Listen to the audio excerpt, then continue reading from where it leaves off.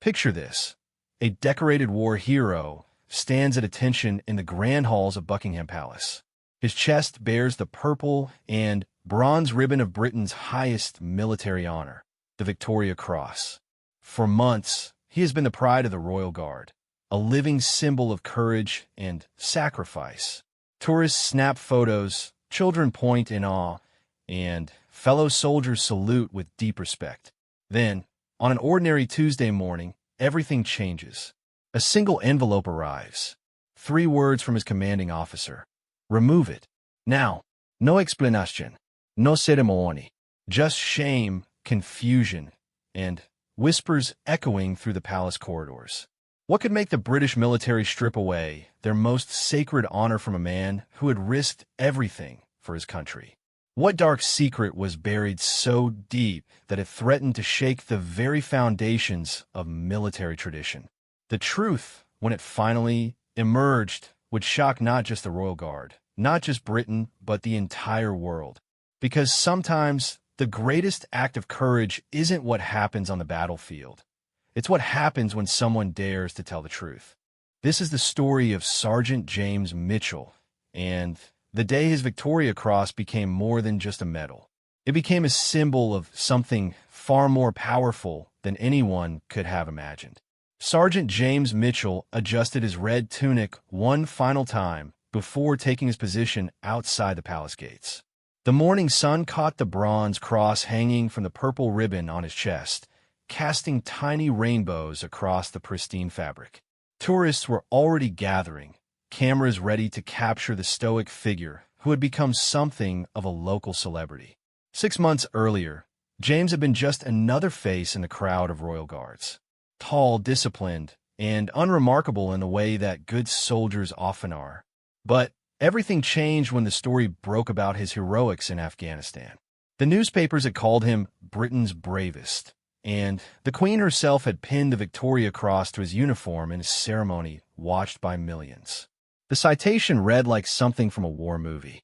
During a Taliban ambush in Helmand province, James had single-handedly held off enemy forces for over an hour while his unit evacuated wounded civilians from a bomb school.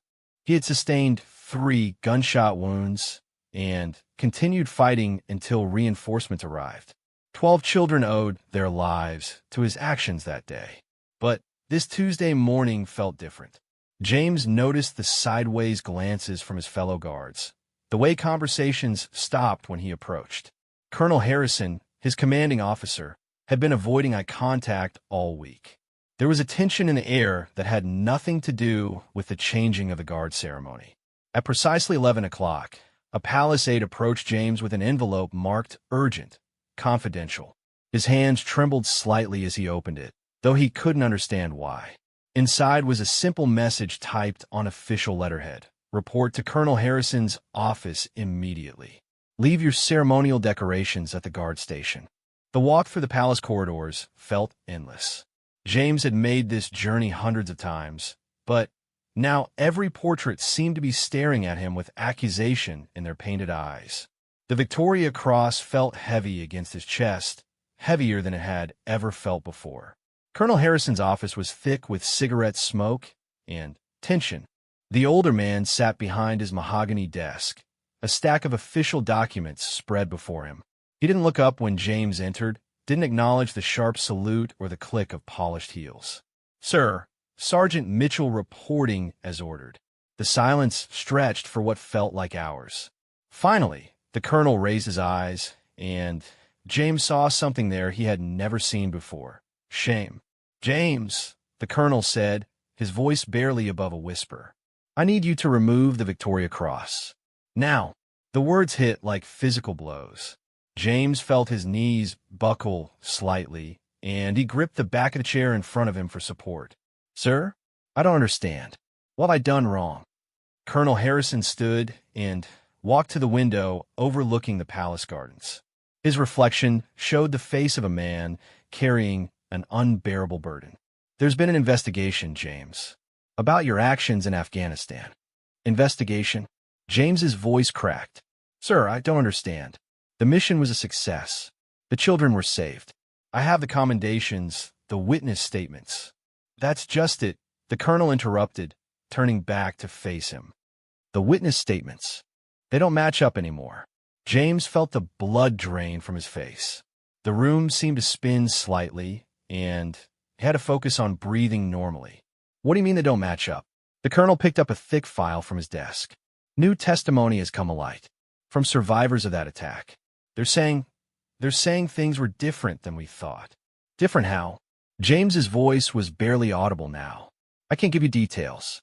Not yet, but the Ministry of Defense has ordered a full review of your commendation. Until that review is complete, you're to surrender all decorations and return to standard duties. James's hands moved automatically to the medal on his chest. The medal was warm from his body heat, familiar and comforting. He had worn it with such pride, such honor. Now it felt like it was burning through his uniform. Sir, with respect, I know what I did that day. I know what happened. Those children would be dead if I hadn't acted. I believe you, James. I truly do. But belief isn't enough anymore. There are questions being asked at the highest levels. Questions about what really happened in that school, about who was really responsible for the initial attack, about whether the rescue was as heroic as it seemed. The implication hung in the air like smoke. James felt sick, a deep, nauseating realization that his entire world was crumbling around him. The medal that had defined him for 6 months, that had made him a symbol of everything good about British military service, was being torn away based on whispers and doubts. How long, he asked, until the investigation is complete? Could be weeks, could be months. James's hands shook as he unpinned the Victoria Cross from his uniform. The purple ribbon felt like silk between his fingers, soft and delicate. He had held this medal while children hugged him in gratitude. He had worn it while their parents thanked him through tears. Now he was placing it on his commanding officer's desk like evidence in a crime. Sir, may I ask who initiated this investigation? Colonel Harrison hesitated, then walked back to his desk drawer. He pulled out a letter with a foreign postmark. This came from a journalist in Kabul, someone who claims to have new evidence about that day. Evidence that changes everything. James stared at the letter, trying to process what he was seeing. The handwriting was neat, precise, professional.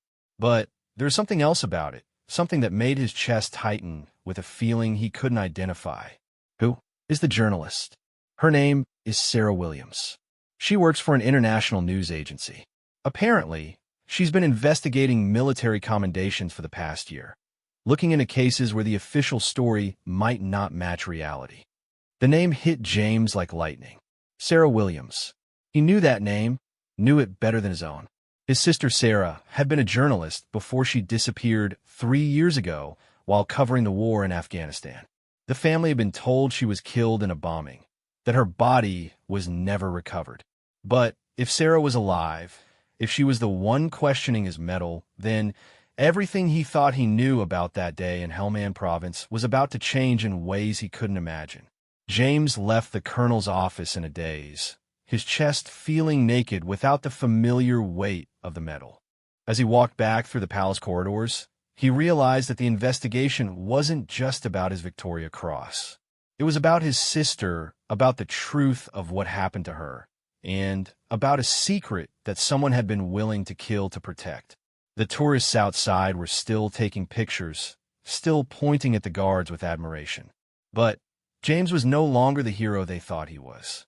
He was just a man carrying questions that threatened to destroy everything he had ever believed about duty, honor, and the price of heroism.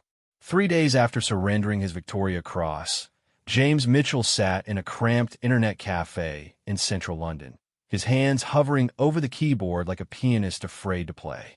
The screen glowed with search results for Sarah Williams, journalist Kabul, and each link felt like a door he wasn't sure he wanted to open. The first article made his heart stop. There, staring back at him from a news agency photo, was his sister's face. Older, thinner, with shorter hair and different colored eyes thanks to contact lenses, but unmistakably Sarah. The caption read, Sarah Williams, investigative journalist, reporting from Kabul on military operations in Afghanistan. James's hands shook as he clicked through article after article. Sarah had been writing under an assumed name for the past 3 years, investigating corruption and cover-ups in international military operations. Her work was brilliant, meticulous, and dangerous. She had exposed arms dealers, corrupt officials, and false flag operations across multiple war zones. But why had she let their family believe she was dead? Why had she disappeared without a word, leaving their parents to grieve for a daughter who was very much alive?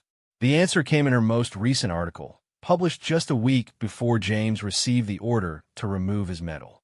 The headline read, "The Hellman School Incident: When Heroes Become Pawns in a Larger Game." James felt sick as he read his sister's words. According to her investigation, the Taliban attack on the school hadn't been random. It had been orchestrated by a corrupt Afghan official working with a private military contractor to stage a rescue operation that would generate positive publicity for British forces. The children were real, the danger was real, but the entire situation had been manufactured. The article detailed how the contractor, Meridian Security Solutions, had been losing lucrative defense contracts due to bad publicity. They needed a hero, a story that would restore faith in Western military operations. So they had paid Taliban fighters to attack a specific location at a specific time, ensuring that British forces would be nearby to mount a dramatic rescue. James had been the unwitting star of their deadly theater. But Sarah's investigation revealed something even more disturbing. When she had first started researching the story 3 years ago, working under her real name, someone had tried to kill her. A bomb had destroyed her hotel room in Kabul, and only a last-minute change in her schedule had saved her life. The British military had identified her remains based on DNA evidence that had been falsified, allowing her to disappear completely and continue her work under a new identity. The mastermind behind the cover-up was someone James knew well, General Richard Pembroke, the same man who had recommended him for the Victoria Cross. Pembroke had been working with Meridian Security Solutions for years, taking payments in exchange for favorable military contracts. When Sarah got too close to the truth, he had ordered her elimination. James's phone rang, startling him from the article. The number was international, and something told him he needed to answer. "James!" The voice was older, more tired than he remembered, but it was definitely Sarah. "You're alive," he whispered, glancing around the cafe to make sure no one was listening. "I'm sorry, James. I'm so sorry I couldn't tell you, couldn't tell Mom and Dad. But I was dead as far as Pembroke knew, and that was the only thing keeping me safe." "Sarah, what the hell is going on? They took my medal. They're saying the whole thing was staged." There was a long pause on the other end of the line. When Sarah spoke again, her voice was heavy with guilt. "It was staged, James. Not by you. You had no idea what was happening. But Pembroke and his contractors, they set the whole thing up. They needed a hero story to help secure their next contract renewal. But the children, Sarah, I saved 12 children. That was real. Yes, that was real. The children were real. The danger was real. Your courage was real. But they shouldn't have been in danger in the first place. Pembroke arranged for that school to be attacked, knowing you'd be in the area. He gambled with innocent lives to create a publicity opportunity." James felt the walls of the cafe closing in around him. Everything he had believed about that day, about his service, about the meaning of his sacrifice, was crumbling. "How long have you known?" "I've been investigating Meridian for 3 years. When I saw your name in the commendation reports, I knew I had to dig deeper. I've been trying to gather enough evidence to expose Pembroke without putting you in danger." "Too late for that," James said bitterly. "They already suspect something. Taking away the medal was just the beginning." "James, listen to me carefully. Pembroke knows I'm alive now. My investigation has gotten too close to the truth. He's going to try to discredit you, make it seem like you were part of the conspiracy from the beginning. You need to disappear tonight." "I can't disappear, Sarah. I'm a royal guard. I have duties, responsibilities." "Your duties and responsibilities are to a system that used you as propaganda. Pembroke has already planted evidence suggesting you were paid by Meridian. Bank records showing mysterious deposits, emails that were fabricated. By tomorrow morning, you'll be facing charges for conspiracy and fraud. James's mind raced. The tourists taking pictures, the pride in his parents' eyes when they watched him on television, the children who had hugged him and called him a hero, all of it was built on a lie. But not his lie. He had acted with genuine courage, genuine sacrifice. The corruption had happened around him, not through him. What do you want me to do? There's a safe house in Edinburgh. I'm sending you the address. Meet me there tomorrow night. I have evidence that will expose Pembroke and clear your name, but I need your help to make sure it gets to the right people. What kind of evidence? Financial records, recorded conversations, testimony from the Taliban fighters who were paid to stage the attack. Enough to bring down Pembroke and his entire network. But he has contacts everywhere, James. Police, military, intelligence services. We need to be very careful about who we trust. James looked around the cafe again, suddenly paranoid that every customer might be watching him. Sarah, why didn't you just publish the story? Why involve me at all? Because Pembroke's lawyers would have buried it in lawsuits and injunctions. They'd claim it was fake news, foreign propaganda, anything to discredit it. But if it comes from you, the decorated hero who was used and betrayed, the story becomes impossible to ignore. So you want me to destroy my own reputation to save yours? I want you to save the reputation of every real hero who serves with honor. Pembroke and his contractors, they're making a mockery of genuine military service. They're turning courage into commodity and sacrifice into stagecraft. James closed his eyes and tried to imagine going home to his flat, packing a bag, leaving everything behind. His life as a royal guard, his identity as a war hero, his faith in the institution he had served so faithfully, all of it would be gone. But Sarah was right. The alternative was watching corruption poison everything he believed in, seeing other soldiers used as pawns in games they didn't even know they were playing. Okay, he said finally, send me the address. But, Sarah, after this is over, after we expose Pembroke, I want answers. I want to know everything. Why you faked your death, why you stayed away, why you let us grieve for you. I promise, James. Once this is finished, once the truth is out there, I'll tell you everything. That evening, James sat in his small flat overlooking the Thames, packing a single bag with clothes and documents.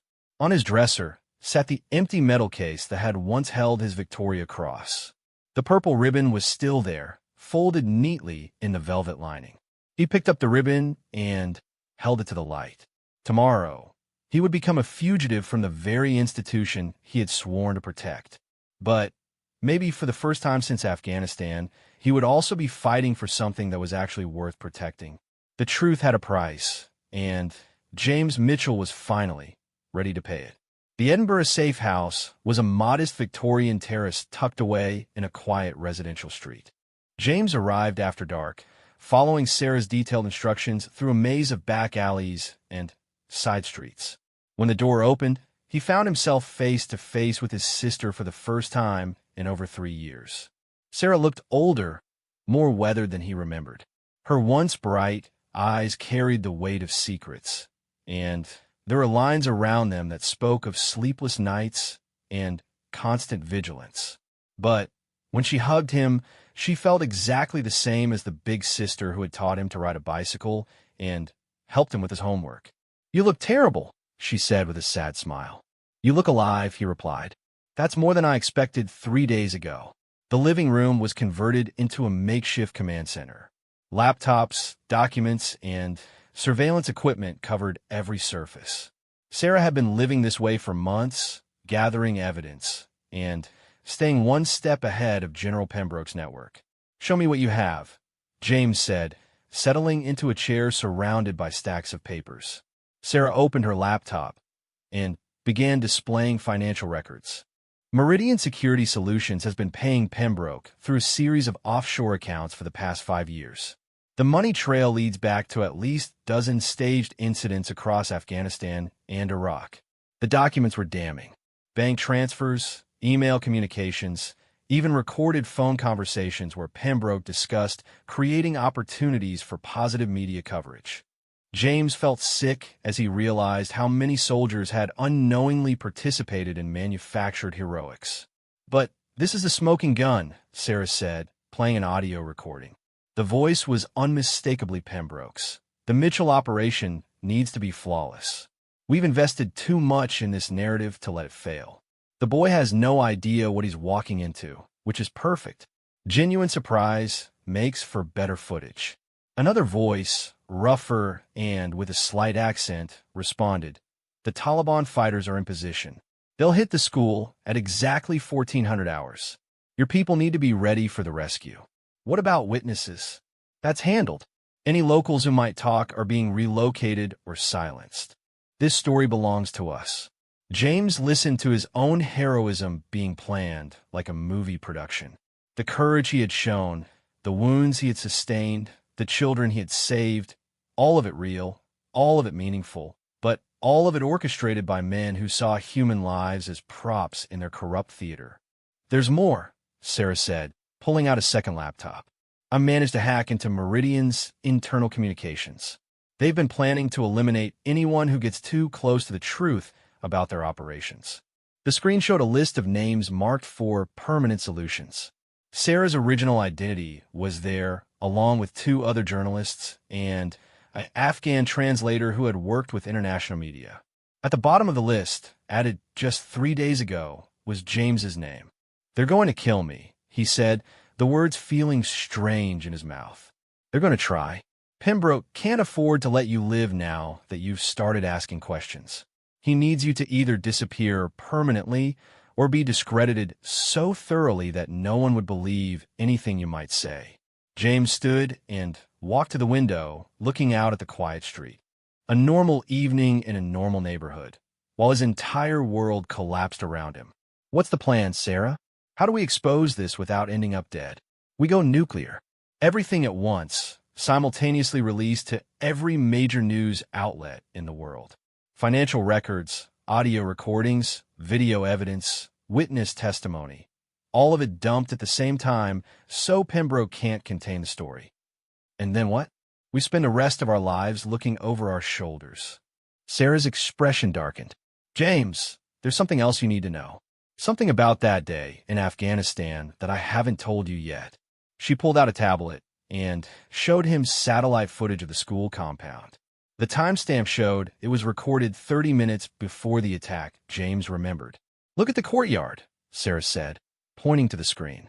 James saw children playing, teachers moving between buildings, a normal day at a rural school. But in the corner of the image, partially hidden by a delivery truck, he could see armed figures taking positions. "That's not Taliban," Sarah said. "Those are Meridian contractors. They were already inside the compound before the supposed attack began." The implications hit James like a physical blow. "You're saying the children were never in real danger?" "I'm saying the danger was completely controlled. The Meridian contractors were there to ensure nothing went wrong with the script. The Taliban fighters they hired were told to make noise, fire some shots, but not actually harm anyone. You were rescuing children from a threat that was designed to be neutralized." James sat down heavily, his head spinning. "But I was shot. 3 times. I nearly died. That was real. That wasn't supposed to happen. When the Taliban fighters got carried away, started firing for real instead of just for show. Pembroke's people had to improvise." Sarah showed him medical records she had obtained from the military hospital where James had been treated. "The bullets that hit you weren't standard Taliban ammunition. They were rounds used by Western military forces. You were shot by friendly fire, probably by a Meridian contractor who panicked when the situation started going off script." The room was spinning now. James gripped the arms of his chair and tried to process what he was hearing. His heroic rescue had been theater, but his near-death experience had been the result of incompetence and panic. "Sarah, I need you to understand something. Those children, when I carried them to safety, when I held that little girl who was crying for her mother, that was real. My feelings, my determination to protect them, that came from my heart." "I know, James. That's what makes this so evil.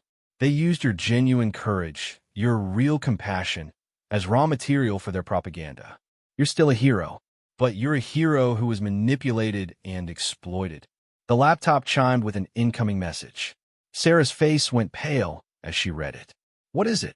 Pembroke knows where we are. We have maybe an hour before his people get here. Sarah began frantically copying files to encrypted drives. We need to get this information out right now. Once it's public, killing us becomes pointless. James helped her pack the equipment while she initiated file transfers to news organizations around the world. BBC, CNN, The Guardian, Washington Post, Reuters, dozens of outlets simultaneously receiving the complete Meridian files. How did he find us so fast? Your phone, probably. Or maybe someone spotted you traveling north. It doesn't matter now. What matters is that the story gets out. As if summoned by their conversation, they heard vehicles pulling up outside. Through the window, James could see black SUVs disgorging armed men in tactical gear. Back door, Sarah whispered, shouldering a bag of hard drives. They slipped through the kitchen as the front door exploded inward. The sound of heavy footsteps filled the house behind them. In the alley, Sarah led James through a maze of gardens and side streets that she had obviously memorized for exactly this situation. Where are we going? Train station. We need to get to London before Pembroke can spin the story his way. As they ran through the Edinburgh streets, James's phone began buzzing with notifications. The story was already breaking. News alerts, social media posts, government officials calling for investigations. The Meridian files were spreading faster than Pembroke's people could contain them. By the time they reached the train station, the first television reports were airing. James watched himself on the departure board screens as news anchors discussed the Victoria Cross scandal and the staged hero controversy. His face was everywhere, but now the narrative was different. He wasn't the disgraced soldier who had lost his medal. He was the whistleblower who had exposed military corruption. He was the real hero who had been exploited by fake ones. Look, Sarah said, pointing to another screen showing General Pembroke being led away in handcuffs. They moved fast once the evidence went public. The train to London was packed with passengers watching the news on their phones. James pulled his hood up and tried to stay invisible, but he could hear fragments of conversation around them. Can you believe they used that poor boy like that? Makes you wonder how many other heroes were just part of some corporate scheme. At least he had the courage to speak up when he learned the truth.